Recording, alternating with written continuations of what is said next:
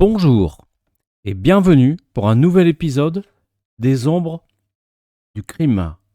Aujourd'hui, nous allons parler du pasteur au secret mortel, András Pandy. Dans les terres austères de la Hongrie d'après-guerre, András Pandy naît au sein d'une famille où la foi catholique ne tolère aucune déviation. Son enfance se déroule sous la poigne d'un père autoritaire et d'une mère très pieuse, qui inculque à l'enfant l'idée que la vie est une épreuve et que la soumission à Dieu est la seule voie. Dans ce foyer rigide, l'enfant apprend à taire ses émotions, à plier sous le poids des attentes. Le jeune András grandit entre prière et discipline, une âme déjà marquée par une dualité profonde. Son enfance est marquée par la rigueur religieuse. Les jours s'enchaînent dans une atmosphère étouffante où la religion devient autant un refuge qu'un carcan. L'enfant est emmené à l'église dès l'aube, apprend par cœur les psaumes, se soumet à des règles sévères. Pourtant, derrière ses yeux sombres se dessine une complexité inquiétante.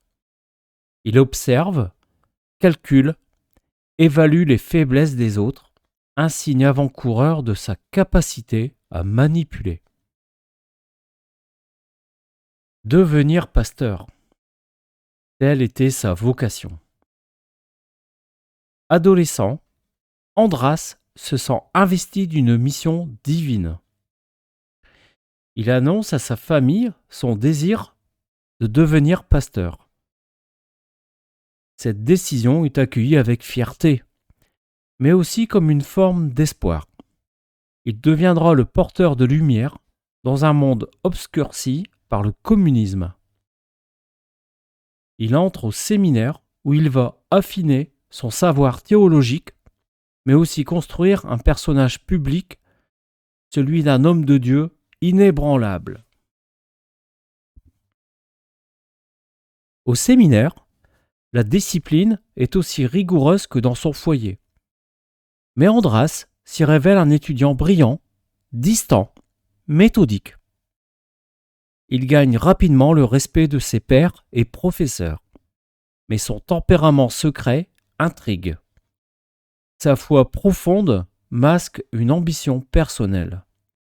Il veut exercer une autorité incontestée, non seulement spirituelle, mais aussi sociale. La Hongrie vit sous le joug du régime communiste qui considère la religion comme une menace. La pratique religieuse se fait clandestine, dans la peur des persécutions. András, convaincu d'être un résistant de la foi, voit dans son engagement un combat à la fois spirituel et politique. Ce contexte durcit son caractère, accentue sa défiance envers les autorités et alimente un goût pour le contrôle. Face aux pressions politiques et à l'absence de liberté, András décide de fuir la Hongrie. Il s'installe en Belgique avec l'espoir d'une nouvelle vie, où sa vocation pourrait s'épanouir sans entrave.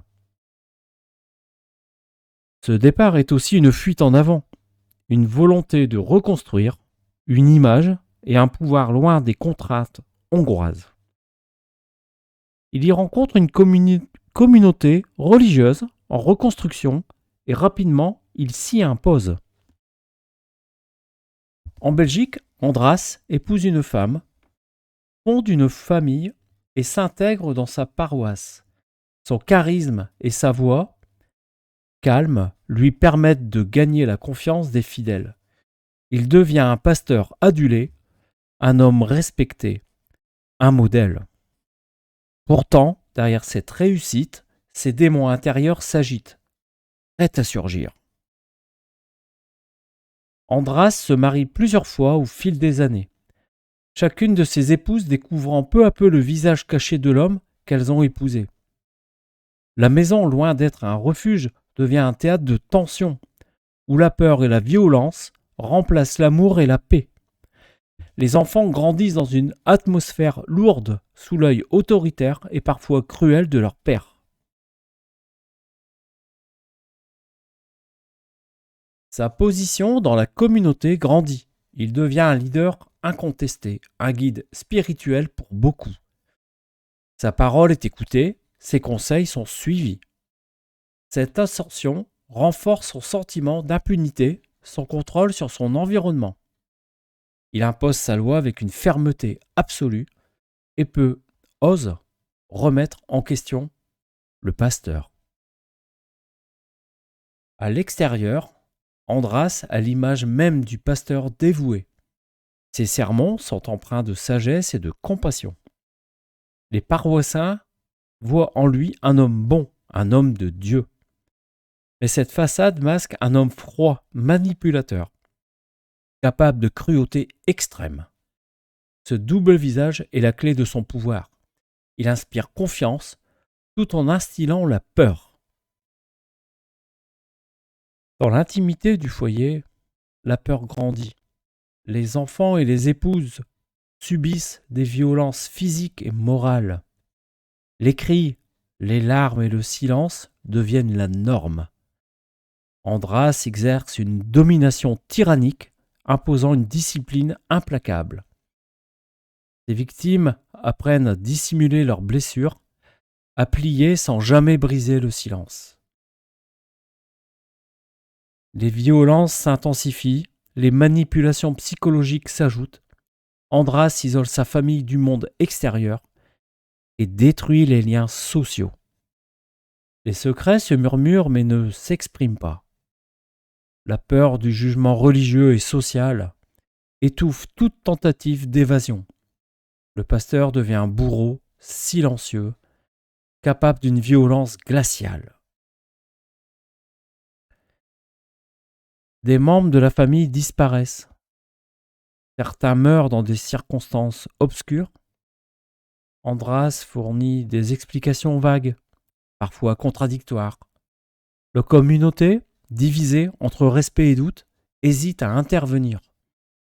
Pourtant, des questions s'accumulent. Des regards suspicieux s'allument, des rumeurs prennent forme. Petit à petit, les voisins et certains proches commencent à percevoir des incohérences, des anomalies. Des bruits étranges, des tensions visibles éveillent la méfiance. Malgré tout, la peur de s'opposer à un homme de Dieu freine l'émergence des soupçons. La foi, à la fois bouclier et prison, complique la quête de la vérité. Des voisins recueillent des confidences, remarquent des comportements inquiétants. Certains osent alerter les autorités, mais sans preuves solides. Leurs démarches sont vaines. L'influence d'Andras, son aura, maintiennent un climat d'intimidation. Pourtant, la vérité commence à se frayer un chemin dans l'obscurité. Sous la pression croissante, la police ouvre une enquête approfondie. Les enquêteurs travaillent avec minutie, rassemblent témoignages et indices. Ils découvrent peu à peu l'étendue du silence complice et de la peur qui entoure la famille. L'étau se resserre autour d'Andras, mais le chemin vers la vérité est semé d'embûches. La fouille du domicile familial révèle des preuves accablantes. Des corps enterrés, des traces de violence répétées. L'arrestation d'Andras est un choc pour la communauté. Il est conduit menotté, impassible, un regard froid qui dément toute humanité. Le pasteur adoré tombe de son piédestal, la vérité éclate dans l'horreur. Le procès est un affrontement violent entre la justice et le mal dissimulé. Les victimes témoignent, exposent leur douleur. Les avocats s'affrontent, la presse s'empare de l'affaire. Chaque jour révèle de nouveaux détails. Chaque révélation ébranle un peu plus la société. Andras est confronté à ses crimes, mais reste distant, implacable. Enfin, la justice rend son verdict. Réclusion à perpétuité. Le pasteur est condamné pour une série de meurtres, violences et abus. Sa chute est totale. Derrière les barreaux, il devient un homme brisé, rejeté, un nom à jamais marqué par la tragédie. Pour les victimes, c'est une victoire, mais aussi un chemin long vers la reconstruction. L'affaire Pandy laisse une cicatrice profonde dans la communauté. Elle est un rappel cruel de la dualité humaine, du mal caché sous les masques les plus purs. La mémoire collective s'efforce de comprendre, d'apprendre.